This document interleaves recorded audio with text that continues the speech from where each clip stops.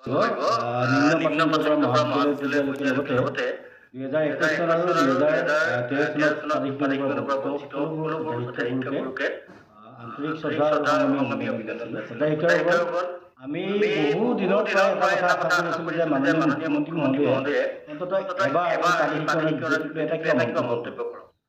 আমি আপোনাক গম পাই যে যোৱা 16 ডিচেম্বৰৰ পৰা 18 ডিচেম্বৰলৈকে আমি 3 দিন আমৰণ অনশন কৰিছোঁ আৰু আমি আশা কৰিছিলোঁ যে আমি 30 তাৰিখৰ ভিতৰত মুখ্যমন্ত্ৰী মহোদয়ে কিবা এটা ক'ব বা আলোচনালৈ মাতিব।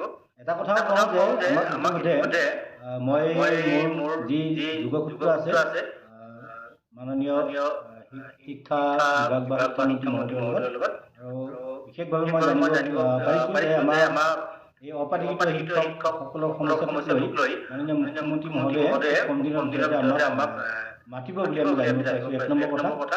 2 নম্বৰ কথা, যোৱাকালি অৰ্থাৎ 25 তাৰিখে ৰাতি আমাৰ মাননীয় মুখ্যমন্ত্ৰী মহোদয় তেখেতৰ লাইভত কি কৈছে এই কথাখিনি আপোনালোকে নিজে শুনক।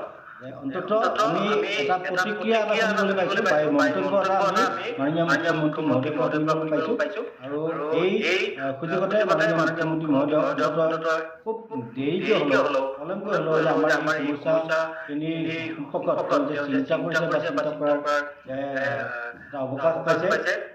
এই কথাটো আমি সদৌ অপাঠিত শিক্ষক কৰ্মচাৰী সংস্থাই তেখেতক আমি আন্তৰিক শ্ৰদ্ধা জনাইছোঁ আৰু যাতে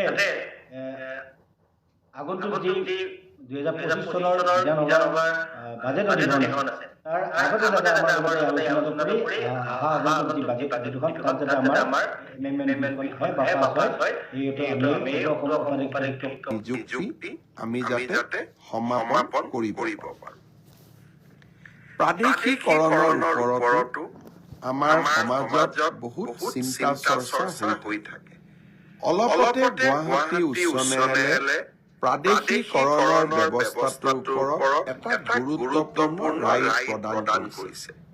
আমি সেই ৰায় অধ্যয়ন কৰি আছো আৰু তাৰ পিছতে প্ৰাদেশিকৰণৰ ওপৰতো আপোনালোকক মই কিছু কথা ক'বৰ বাবে যত্ন নিযুক্তি আমি যাতে সমাপন কৰিব পাৰোঁ।